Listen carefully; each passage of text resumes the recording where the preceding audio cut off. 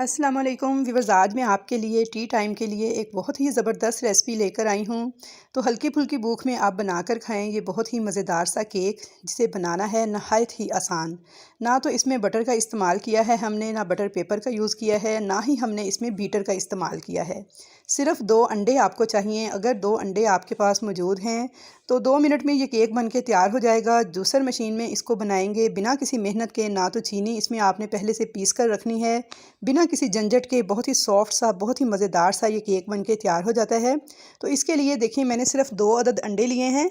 बस आपने एक चीज़ का ध्यान रखना है कि फ़्रिज के रखे हुए ठंडे अंडे नहीं होने चाहिए, क्योंकि बेकिंग में जितनी भी चीज़ें इस्तेमाल करनी हैं आपने, वो सारी की सारी रूम टेम्परेचर पर ही रखी हुई इस्तेमाल करनी है, ना तो वो गर्म हो और ना ही ठंडी हो।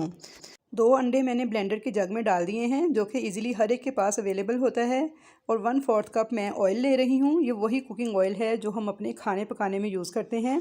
इतना आसान सा तरीका आपको बता रही हूँ कि आप इसे फ़ौरन बनाने पे मजबूर हो जाएंगे इस रेसिपी को देखने के साथ ही। आधा कप मैंने चीनी ली है, बिल्कुल भी पीस कर नहीं लेंगे, बगैर पीसे डायरेक्ट ही हम ऐसे ही डाल देंगे। और अब इसमें डालेंगे 1 चुटकी के बराबर फूड कलर यानी ज़र्दा रंग। ऑप्शनल है, चाहे तो स्किप भी कर सकते हैं, बस कलर ज़रा खूबसूरत लगता है केक का। वनीला एसेंस डालेंगे इसके अंदर 1/2 टीस्पून के बराबर। वनीला एसेंस जो है बेसिकली अंडे की स्मेल को ख़त्म करता है और एक अच्छा सा फ्लेवर जो है हमारे केक में आता है इसको डालने से। तो यहाँ पे देखिए, ये तमाम चीज़ें डालने के बाद अब मैं ब्लेंडर के जग को करूँगी बंद और इसको करेंगे ब्लेंड। तो यहाँ पर एक अहम बात मैं आपको बता दूं कि जब आपने ब्लेंडिंग जग में डालकर इसको ब्लेंड करना है तो बिल्कुल हल्की वाली स्पीड का जो बटन है उसको यूज़ करना है।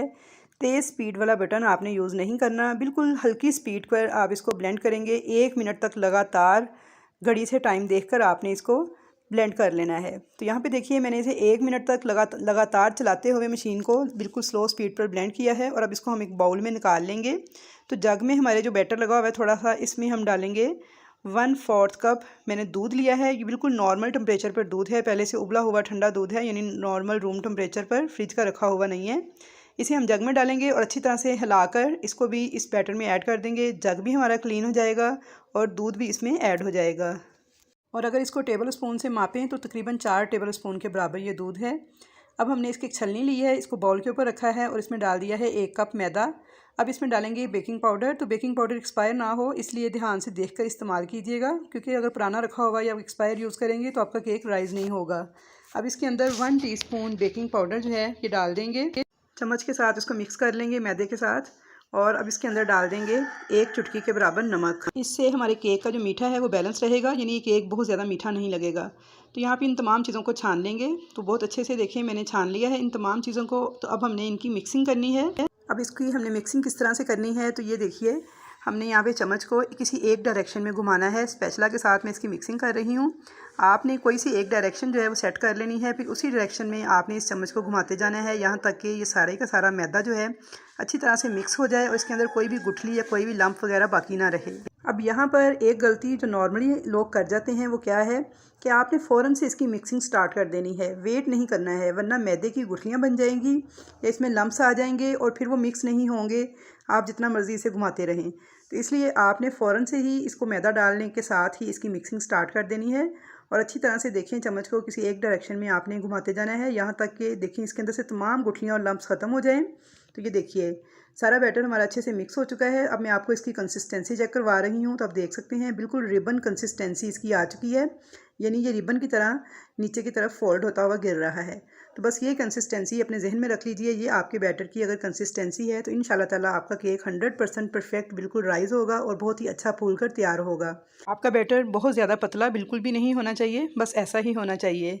तो चलिए अब हम इसका अगला स्टेप देखते हैं। तो आपने फ़ौरन से एक केक टिन लेना है। मैंने यहाँ पे 9 इंच का एक केक टिन यूज़ किया है। थोड़ा सा इसमें कुकिंग ऑयल डालूंगी और इसको अच्छी तरह से ब्रश के साथ चारों तरफ से ग्रीसी कर लूँगी। अगर आपके पास इस तरह का टिन ना हो तो आप इसे किसी भी बाउल के अंदर बना सकते हैं इस केक को। तो यहाँ पे देखिए, अच्छी तरह से मैंने इसे ग्रीसी कर लिया है। और अब इसके अंदर हमने बटर पेपर यूज़ नहीं करना। आप चाहें तो बटर पेपर भी बिछा सकते हैं, लेकिन अगर बटर पेपर नहीं है किसी के पास या नॉर्मली घरों में अवेलेबल नहीं होता तो फिर आप इसको मैदे से डस्ट कर लें। उसके लिए क्या करेंगे, 1 टेबल स्पून मैदा डालेंगे और अच्छी तरह से इसे सब जगह फैला लेना है। तो देखें, ये इसकी एक लेयर सी बन जाएगी और एक्स्ट्रा मैदे को हम झाड़ के इस तरह से निकाल लेंगे। इससे क्या होगा, हमारा जो केक है वो टिन के साथ चिपकेगा नहीं। तो टिन हमारा रेडी है। तो अब मैंने यहाँ पे लिए हैं क्योंकि हम टूटी फ्रूटी केक तैयार कर रहे हैं तो 2 कलर के मैंने टूटी फ्रूटी लिए हैं। साथ ही मैंने थोड़ी ड्राई चेरी ली है।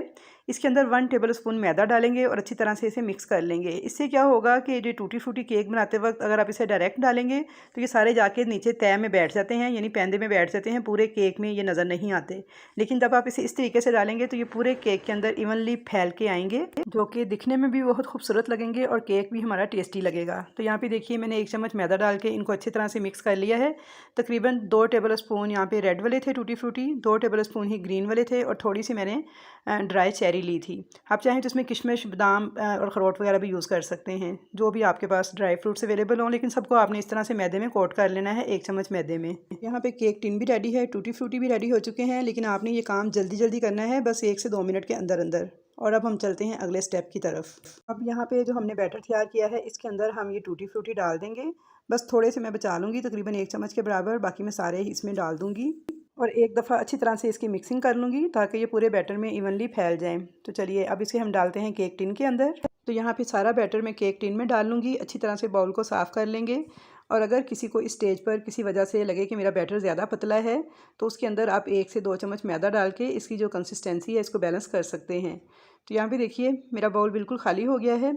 अब अच्छी तरह से इसे टैप किया है मैंने 1 से 2 बार और एक टूथपिक लेके अच्छे से इसमें घुमा लेंगे। इस तरीके से इसे चला लीजिएगा, इससे सारे जो एयर बबल हैं वो निकल जाएंगे। तो ये देखिए इस तरह से मैंने टूथपिक को इसके अंदर चला लिया है।